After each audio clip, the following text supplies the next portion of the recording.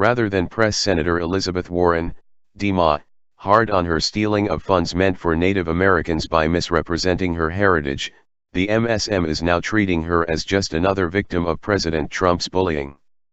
Speaking on CNN, Warren lamented about Trump once again referencing her nickname Pocahontas while honoring Navajo World War II code talkers at the White House.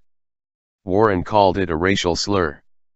During an event at the Oval Office on Monday honoring the code talkers, Trump said, "I just want to thank you because you are very, very special people.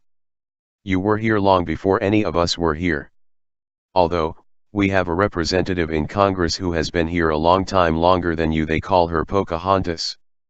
Warren couldn't believe he would take the moment to highlight her infamous claim about her heritage, something she and her allies in the MSM would rather avoid addressing, particularly in light of her anticipated 2020 run.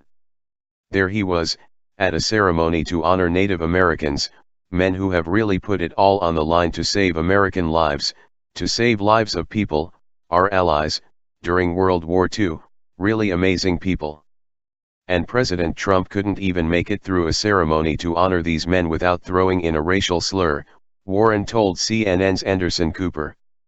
Here's how an article on CNN framed Trump's repeated trolling of Warren.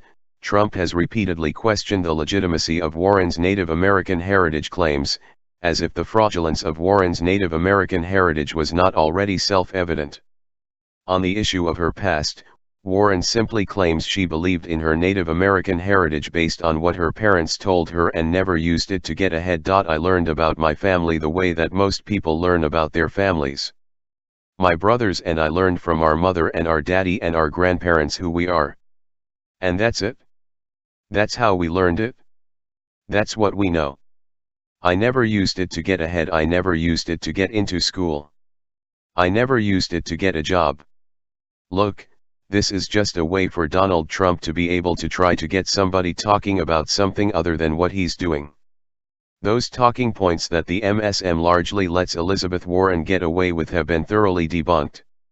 As the Daily Wire's Aaron Bandler pointed out, Warren didn't claim to be a Native American until her 30s, and she allowed herself to be listed under the minority section of a law teachers for hire directory. In 1998, the Harvard Crimson published an article claiming that Warren was the university's only tenured minority as a Native American. In sum, Harvard was extolling Warren's faux Native American heritage, which clearly shows she waved that title around with a badge of honor. But as The Atlantic explained in 2012, the only evidence of Warren's ancestral claim is an unsubstantiated third-hand report that she might be 1/32nd Cherokee.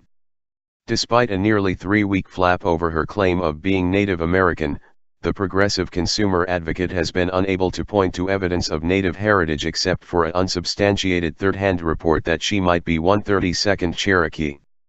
Even if it could be proven, it wouldn't qualify her to be a member of a tribe, contrary to assertions in outlets from the New York Times to Mother Jones that having 1/32nd Cherokee ancestry is sufficient for tribal citizenship, Indian enough for the Cherokee Nation, and not a deal-breaker. Warren would not be eligible to become a member of any of the 3 federally recognized Cherokee tribes based on the evidence so far surfaced by independent genealogists about her ancestry.